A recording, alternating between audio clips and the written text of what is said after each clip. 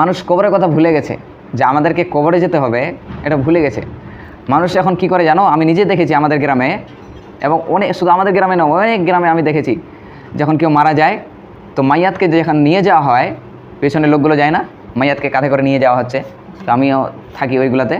পেছনে একদিন হাঁটছি, মাইয়াতকে সামনে নিয়ে যাওয়া হচ্ছে আর পেছনে আমি হাঁটছি, তো যেতে যেতে কিছু মানুষ গল্প শুরু করে দিয়েছে যে ভাই কেমন আছো, বাড়িতে সবাই কেমন আছে, তোমার ব্যবসার কি খবর, তোমার ছেলেটার অমুক জায়গায় বিয়ের কথা চলছিল ওটার কি হলো, তোমার মেয়ের অমুক জায়গায় বিয়ের কথা চলছিল ওটা কি হলো, মানে এরকম কথা বলছে সামনে। অথচ সামনে মাইয়াত নিয়ে যাওয়া হচ্ছে, একটা লাশ নিয়ে যাওয়া হচ্ছে, সে দুনিয়া ছেড়ে চলে গেছে, আল্লাহর ডাকে সাড়া দিয়েছে, আর মানুষ এরকম কথাবার্তা বলছে। মানে লাশ সামনে আছে তবুও মানুষ এইগুলা নিয়ে শিক্ষা পাচ্ছে না। তো একটা কথাই যে এর আগে আমি বলছিলাম যে মানুষ বুঝতে পারে না, আমার কিছু বলার নাই, তো আমার কিছু বলারও নাই, আর আমার কোনো ক্ষমতাও নাই যে আমি কিছু করতে পারবো, বা আমার কাছে কিছু আছে যেটা খাইয়ে দিব তোমাকে, তুমি জান্নাতে চলে যাবে। আমার কাছে কিছু নাই, আমার কোনো বলারও নাই, আমার কিছু শক্তিও নাই। জাস্ট আমি এতটুকুই বলতে চাই যে আপনি আপনার কবর পর্যন্ত অপেক্ষা করুন। যখন আপনাকে কবরের মধ্যে নিয়ে যাওয়া হবে, কবরে যখন শুয়ে দেওয়া হবে, তখন একটা দোয়া পড়ে না কি, ওইখানে একটা দোয়া পড়ে যে বিসমিল্লাহি ওয়া আলা মিল্লাতি রাসূলিল্লাহি সাল্লাল্লাহু আলাইহি ওয়াসাল্লাম। যখন কবরে শুয়ে দেওয়া হবে তখন ওই ব্যক্তি বুঝতে পারবে যে রসুলের মিল্লাত কাকে বলে। কবরে শুয়ে দেওয়া হবে তখন ওর কলার ধরে যখন দুই ফেরেশতা আসবে, ওইখানে দুইটা ফেরেশতা আছে না, শুনেছে এটা? কবরে কিন্তু দুইটা ফেরেশতা আছে, কে? হ্যাঁ, মুনকার নাকির, দুই ফেরেশতা আছে। দুই ফেরেশতা যখন ওই কলার ধরে উঠাবে আর বলবে এই বলো মান রব্বুকা, তোমার রবকে? লা আদরি, আমি জানি না। যদি ভালো হয় বলতে পারবে। পরীক্ষা হলে কেউ কি প্রশ্ন বলে দেয়? এখানে পরীক্ষা হলে কেউ প্রশ্ন বলে দেয় যে এই পরে তোমাদের পরীক্ষায় 4টা প্রশ্ন আছে, যে এই 4টা প্রশ্ন আসবে, বলে দেয়? বলে দিবে না। কিন্তু কবরের জীবনটাকে বলা হয় আলামে বারজাখ, কবরের জীবনটাকে বলা হয়। তো এই কবরের পরীক্ষাটা এমনই পরীক্ষা যে কবরের পরীক্ষা কেমন হবে, কবরের মধ্যে কি প্রশ্ন আসবে, তার উত্তরটা কি সব বলে দেওয়া হয়েছে। বলে দেওয়া হয়নি যে তোমাকে এই প্রশ্ন করা হবে মান রব্বুকা, তখন তোমাকে উত্তর দিতে হবে রব্বি আল্লাহ, উত্তর দেওয়া হয়েছে। তো সবাই দিতে পারবে না, যার ঈমান আছে আর কি, সে উত্তর দিতে পারবে। ঈমান কি জিনিস জানো? দেখো, আমি একদিন মাদ্রাসায় আসছিলাম আর কি, একদিন রাস্তায় দাঁড়িয়ে আছি, মাদ্রাসায় আসবো আর কি, রাস্তায় দাঁড় হয়েছি, গাড়ি ধরবো, বাস ধরবো আর কি। তো স্কুলের পাশে আমি দাঁড়িয়ে আছি, একটা স্কুলের পাশে দাঁড়িয়ে আছি। তো একটা ভিক্ষুক বসে আছে আর কি, একটা ভিক্ষুক যে ভিক্ষা করে আর কি, বসে আছে। তো ওই সময় স্কুল ছুটি হয়ে গেল। হ্যাঁ, তো ভিক্ষুকটা এইভাবে হাতটা উঁচু করে চেয়ে আছে আর কি, যে আমাকে সবাই টাকা দিবে চাইছে আর কি। তো কেউ 1-2 টাকা করে দিয়ে সবাই চলে গেল, অনেকজনে দিল না। হ্যাঁ, স্কুলের ছেলের কথা বলছি, মাদ্রাসার নয়। তো অনেক ছেলে দিল না। তো আমি তাকিয়ে আছি, ওইখানে গাড়ি একটা মিস হয়ে চলে গেল, গাড়ি ধরেনি, আমি আগে দেখবো এখানে ঘটনাটা কি ঘটছে, দাঁড়িয়ে আছি। তারপরে দেখছি যে একটা ছেলে আসলো, স্কুলের ড্রেস পরে আছে আর কি, শার্ট প্যান্ট পরে আছে। তো ওইখানে আসলো, এসে বলছে, সালাম দিল আর কি ফকিরটাকে, যে চাইছি আর কি। তো সালাম দেওয়ার পরে বলছে যে চাচা আপনি খাওয়া দাওয়া করেছেন? ওই লোকটাকে বলছে, ভিক্ষুকটাকে, যে চাচা আপনি খাওয়া দাওয়া করেছেন? বলছে না বাবা। ভিক্ষুকটা বলছে না বাবা, আমি এখনও খাওয়া দাওয়া করিনি। তখন বৈকাল 4টা বাজে, স্কুল ছুটি হয়েছে ওই সময়, আর ভিক্ষুকটা এখনও দুপুরের খাবার খায়নি। তো ছেলেটা কী করলো, বলছে চাচা আপনি দোকানে চলেন, আমি নিয়ে যাব, আপনি চলেন। তো লোকটাকে হাত ধরে দোকানে নিয়ে গেল। আমিও পিছিয়ে গেলাম, দূর থেকে দেখছি আর কি কী করছে। তো এখানে হোটেলে নিয়ে গেল। তো বলছে চাচা বলেন আপনি কি খাবেন? আমি সাইডে দাঁড়িয়ে আছি। বলছে আপনি কি খাবেন? বলছে তুমি যা খাওয়াবে আমি তাই খাবো।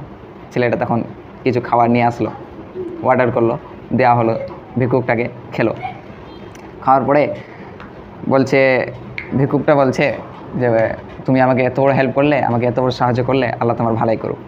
ছেলেটা বলছে এবার কি জানো, যে আপনি কিছু বলার দরকার নাই, আমি আপনার কাছে কিচ্ছু চাই না, জাস্ট আমার জন্য একটু দোয়া করবেন যাতে আমি সঠিক পথে যেন থাকি।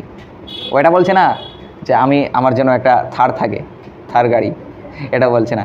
আমার জন্য একটা আইফোন থাকে, আমার জন্য একটা আইফোন হয়, এটা বলছে না। আমার যেন ধন সম্পত্তি মাল মাখতা যেন বেড়ে যায়, এটাও বলছে না। কি বলছে? সত্য ঘটনা বলছি রে, আসলে আল্লাহর কসম করে বলছি, বলছে যে আমার কিছু দরকার নাই, আপনি জাস্ট আমার জন্য একটু খালি দোয়া করবেন, আমি যেন সঠিক পথে থাকি, দিনের পথে থাকি, আল্লাহর দুনিয়ায় আমি আছি, আল্লাহর জন্য কিছু করতে যেন পারি, খিদমত করতে পারি, ইসলামের জন্য খিদমত করতে পারি, দাওয়াতি কাজ করতে পারি, এবং আমি নিজে যেন নামাজ পড়তে পারি, এবং মানুষকে যেন আমার বন্ধু বান্ধবদেরকে আমি যেন নামাজের দিকে ডাকতে পারি। আর আমরা কেমন হয়েছি জানো, অনেক ছেলে এইখানেও মাদ্রাসায় আছে, নিজে নামাজ পড়তে যাচ্ছে না। আমি এখানে নিজে আল্লাহর কসম করে বলছি, আমি দেখেছি এখানে আমাকে বলছে, আমাকে তো বলতে পারবে না, আমি বড় ছেলে, ছোটো ছেলেদেরকে বলছে এই নামাজ পড়তে যাও, আবার যাচ্ছে না, ও নিজে যাচ্ছে না। আর ছোটো ছেলেকে বলে এই নামাজ পড়তে যাও, আবার যাচ্ছে না। ওটাই আল্লাহ পাক কুরআনে বলছেন যে লিমা তাকুলুনা মা লা তাফআলুন, তুমি যে কাজ নিজে করো না ওটা মানুষকে করতে বলো না। আমি সারওয়াজ যদি নামাজ না পড়ি, এখন তোমাদেরকে বলে এই নামাজ পড়তে যাও, কাজ হবে? আল্লাহ পাক দেখছে না? বি আন্নাল্লাহা ইয়ারা, আল্লাহ পাক দেখছে। তো এরকম করছে। তো ওই ছেলেটা কী করলো, যে আমি যেন সঠিক পথে থাকি, আমি যেন দিনের ইসলামের জন্য কিছু যেন করতে পারি। তো দেখো, আমরা 3-4 বছর 5 বছর 6 বছর ধরে মাদ্রাসায় পড়াশোনা করে আমরা এই কাজটা করতে পেরেছি? ও যে এই কাজটা করলো, ভিক্ষুকের যে এত বড় ঘটনাটা ঘটলো ওর সঙ্গে, আমরা এই কাজটা করতে পেরেছি আজ পর্যন্ত? এই যে তোমাদেরকে বুঝাচ্ছিলাম ঈমান কাকে বলে, এই কথাটা বুঝাচ্ছিলাম যে ঈমান কাকে বলে। একটা ছেলেকে আমি এখানে দেখেছিলাম কান্না করছিলাম মসজিদে, তোমাদেরকে বলেছিলাম নাকি? হ্যাঁ, একটা ছেলে মসজিদে এইখানে কান্না করছিল, এইখানে মাদ্রাসার মসজিদে দেখছি একদিন এসারে নামাজ হয়ে গেছে, ছেলেটা এত কান্না করছে, কান্না করে করে পানি পড়ছে চোখ দিয়ে, চোখের অশ্রু ঝরে যাচ্ছে, আর আল্লাহর কাছে চাইছে। জানি না ওর মনে কী আছে, চাওয়া আল্লাহর কাছে পাওয়ার কী আছে, জীবনে ওর কী নাই, ওটাই আল্লাহর কাছে চাইছে। আল্লাহ, ছেলেটা হিফজে পড়ে, হয়তো এটাই চাইছে, আল্লাহ আমাকে কোরআনের হাফেজ বানিয়ে দাও। তো আল্লাহ অবশ্যই দিবেন। চোখের অশ্রু যখন পড়ে, চোখের এক ফোঁটা পানির অনেক দাম, অনেক দাম। চোখের এক ফোঁটা যখন পানি যখন চোখ থেকে জমিনের মধ্যে, আমি ধরুন এখানে দোয়া করছি, চোখ থেকে এক ফোঁটা পানি পড়ছে আমার এখানে, এই পড়ার সাথে সাথে এই যে এতটুকু রাস্তা, ঠিক আছে, এখান থেকে আমার চোখ আর এই যে এটা ড্রেসটা, এখান থেকে এই পর্যন্ত এতটুকু রাস্তার মধ্যে যখন এই পানিটা জলটা পড়বে এখানে, আমার চোখের অশ্রুটা পড়বে, পড়ার আগে আগে আল্লাহ পাক কবুল করে নেয়, যা কবুল করে নিলাম, ইনশাআল্লাহ একদম তুই পেয়ে যাবি। আর অবশ্যই ইনশাআল্লাহ তাআলা ওই ছেলে পাবেই, যে আল্লাহর কাছে এইভাবে চাইবে। আবার কে দোয়া করে একদম মানুষকে দেখাবার জন্য দোয়া করছে, হ্যাঁ এরম করছে, চুল নাড়ছে, দাড়ি নাড়ছে, আবার কার দাড়ি থাকে একটা হাত এইভাবে করে আছে, দোয়া করছে এইভাবে করছে, দাড়ি নাড়ছে, আবার পাশের দিকে তাকাচ্ছে, খুরমাগুলো বেটে দিচ্ছে নাকি, জুমার দিনে হয়, এমনটা হয় না, জিলাপি বাড়ছে বা খুরমা নাড়ু কিছু নিয়ে এসছে, পোলাও নিয়ে এসছে, এবার দোয়া করছে, আর ওইদিকে দেখছে শেষ হয়ে গেল নাকি, যেতে হবে তাড়াতাড়ি, তো শেষ হয়ে যাবে। তো এরকম দোয়া করছে, এরকম আল্লাহ পাক কবুল করে না। ওইদিকে তাকাবেই না যে এইভাবে করে, আর যে নামাজের মধ্যে এরকম করে, আল্লাহ পাক ওই নামাজ কবুল করবেন না, তাকাবে না, আল্লাহ ওই বান্দার দিকে তাকাবে না। তো ওই ছেলেটা যে, আমি তো বুঝতে পারছি ওই ছেলেটা যেই কাজ করতে পেরেছে, আমিও কাজ আজ পর্যন্ত করতে পারিনি। আমি তো বুঝতে পারছি, এত পড়াশোনা করার পরেও আমি বুঝতে পারছি যে ওই ছেলে যা করতে পেরেছে আমি ওই কাজ করতে পারিনি। তো আল্লাহ পাক ওই সময় দেখবে না, কিয়ামতের দিন যখন হিসাব কিতাব আল্লাহ পাক নেবেন, দেখবে না কে আমির আর কে ফকির। আমরা তো সবাই ফকির। ইন্নাল্লাহা গানি ওয়া আনতুমুল ফুকারা, আল্লাহ পাক কোরআনে বলে দিয়েছে যে ইন্নাল্লাহা গানি, আমি গানি, আমার ধন সম্পদ এতই, পৃথিবীর সব মানুষকে আমি যদি ঢেলে দিই, তবুও আমার মাল মাখতার যে গুডাউন আছে, গুডাউন তো বুঝো, আমার মাল মাখতার যে গুডাউন, এই গুডাউনের মধ্যে থেকে জাররা পরিমাণও কমবে না। তোমরা যত চাইবা অত আমার মাল মাখতা বেড়ে যাবে। আল্লাহ পাকের মাল মাখতা এতই আছে, আল্লাহ খালি দেওয়ার জন্য প্রস্তুত, আমাদেরকে খালি নিতে হবে, শিখতে হবে, আল্লাহকে বুঝতে হবে। মানুষকে বোঝার দরকার নাই। মানুষের মন জয় করা অনেক কঠিন, মানুষের মন জয় কোনো লাভ নাই। একটা মানুষকে ধরে না তুমি ভালোবাসছো, তোমার ভাই হোক, তোমার মা হোক, তোমার বোন হোক, তোমার আব্বা হোক, বা কোনো প্রিয় মানুষ হোক, বা তোমার বন্ধু হোক, যেই হোক না কেন, কোনো মানুষকে তুমি যখন ভালোবাসবা 100% ওর মনকে তুমি খুশি করতে পারবে না, কোনো দিন পারবে না। অবশেষে ও অবশ্যই বলবে, ওই মানুষটা অবশ্যই বলবে যে তুমি যাকে ভালোবাসো, হ্যাঁ, এত জান প্রাণ দিয়ে তুমি ওকে ভালোবাসো, অবশেষে তোমাকে এই কথাটাই বলবে যে না, তুমি আমার জন্য আজ পর্যন্ত কিছু করোনি, এই কথাটা বলবে। আমি তোমাকে ঘৃণা করি, এই কথাটা বলবে। আই হেট ইউ, এই কথা বলবে। তো দুনিয়ার মানুষকে নিয়ে কোনো কিছু করার দরকার নাই। একটা আরবি ভাষায় আছে যে ওলা উবালি, আমি কারো পরোয়া করি না, আই ডোন্ট কেয়ার, ইংলিশতে বলা হয় না?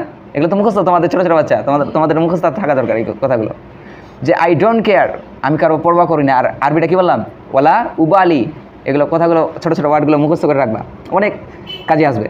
যে ওলা উবালি, আমি কারো পরোয়া করি না। যখন আল্লাহ আমার সাথে আছে, পৃথিবীর কোনো মানুষই আমার কোনো কিছু ক্ষয়ক্ষতি করতে পারবে না। আল্লাহ পাক এখন যদি অর্ডার করে আজরাইল আলাইহিস সালামকে, মালিকুল মউতকে, যে যাও সারা হচ্ছে জানটা এখনই কবুল করো, আমার জান এক্ষুনি সেকেন্ডের মধ্যে চলে যাবে, ঠিক আছে?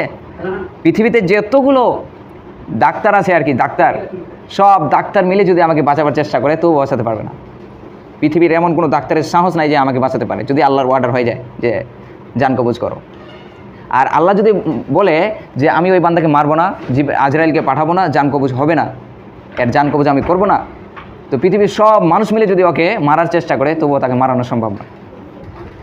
তো এরকম কিছু আমাদেরকে করতে হবে যাতে দুনিয়াতে আমাদের ভালোই হয়, আখেরাতে যেন ভালোই হয়, এবং আমরা যেন একে অপরকে যেন ভালোবাসি।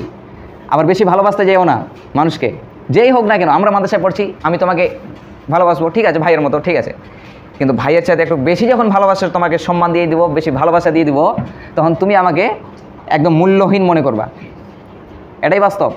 তুমি ধরে নাও ওই ছেলেটাকে বেশি ভালোবাসো, ধরে নাও ওকে তুমি ভালোবাসো ভাইয়ের মতো, এখন তুমি ওকে এত সম্মান করতে লেগেছো, এত ভালোবাসতে লেগেছো, হ্যাঁ, তো ও এবার নিজে মানে অনেক বড় মনে করছে, ও এবার মনে করছে আমি অনেক বড় হয়ে গেছি, ও তো আমাকে অনেক ভালোবাসে।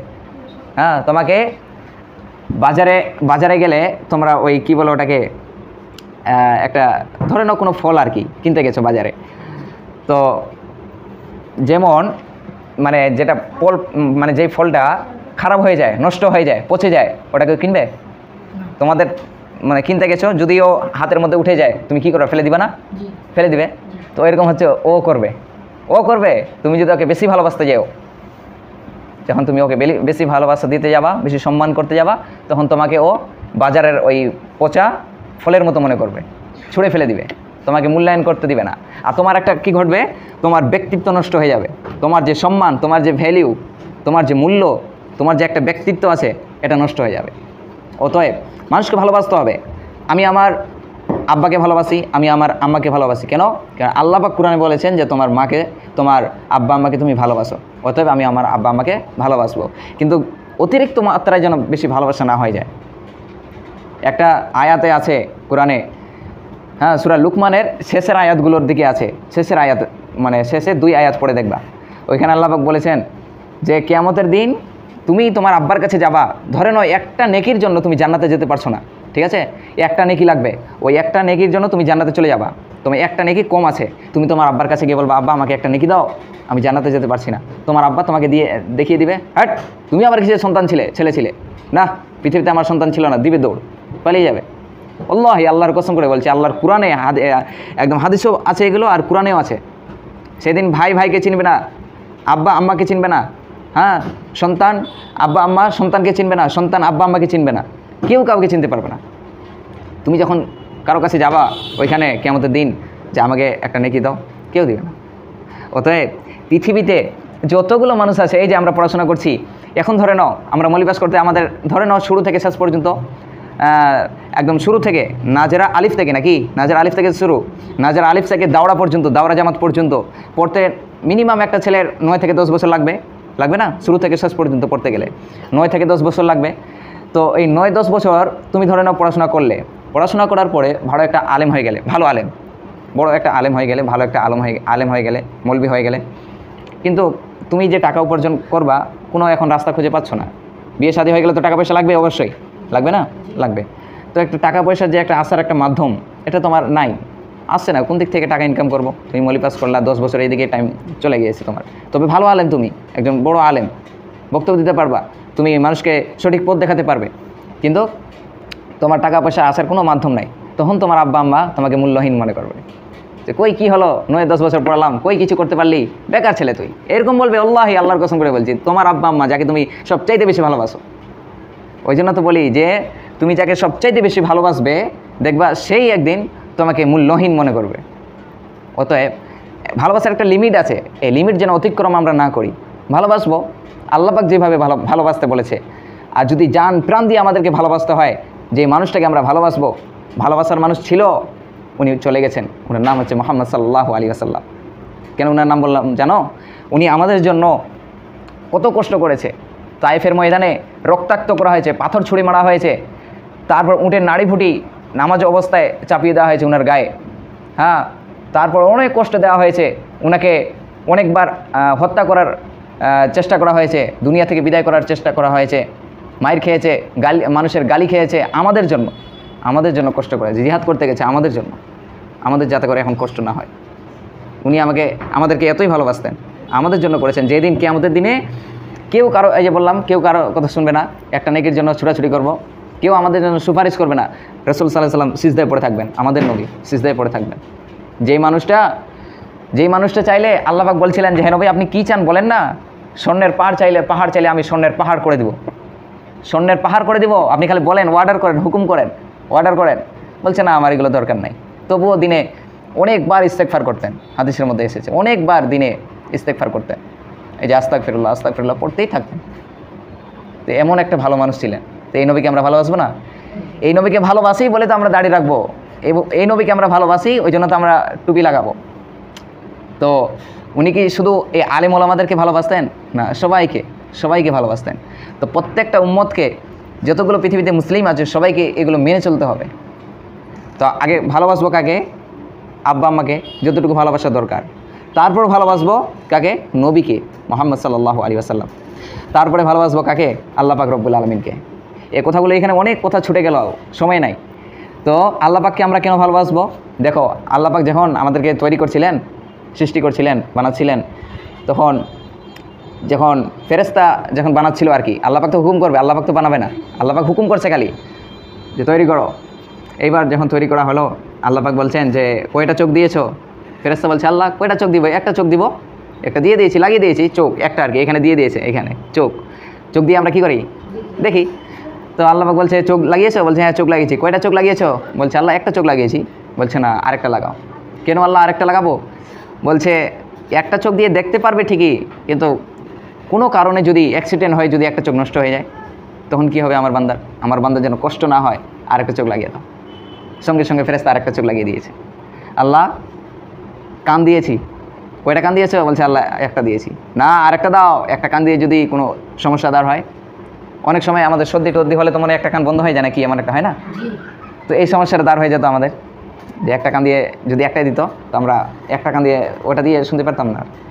আল্লাহ পাক কত মহান, একদম কত শক্তিশালী, উনার মতো আর শক্তিশালী পৃথিবীতে কেউই নাই। হে আল্লাহ, তুমি আমাদেরকে সাহায্য করো, আমাদের সাহায্য করার মতো কেউই নাই ইল্লা আনতা, তুমি ছাড়া। তো যখন তুমি কিছু ভালাই কাজ করব, আমরা যখন করব আর কি, যখন কোনো ভালাই কাজ করব, তো আমাদেরকে এরকম করা উচিত যে আল্লাহ আমি এই কাজটা করলাম শুধুমাত্র তোমাকে খুশি করার জন্য। ঠিক আছে? ধরে নাও কোনো একটা ছেলেকে তুমি ভালোবাসলে, কোনো একটা বন্ধুকে তুমি ভালোবাসো, তোমার আম্মাকে ভালোবাসো, তোমার ভাইকে ভালোবাসো, কার জন্য? আল্লাহর জন্য ভালোবাসতে হবে। যে আল্লাহ আমি তোমার জন্য, আমি আমার আব্বা আম্মাকে ভালোবাসি। এই আল্লাহ আমি এই বন্ধুকে ভালোবাসি শুধুমাত্র তোমার জন্য। আর তাকেই ভালোবাসতে হবে যে আমাদেরকে সঠিক পথে পরিচালিত করে, যে আমাদেরকে সঠিক পথে ডাকে, তাদেরকে আমাদেরকে ভালোবাসতে হবে। এই কথাগুলো মাথায় রাখা উচিত। ঠিক আছে?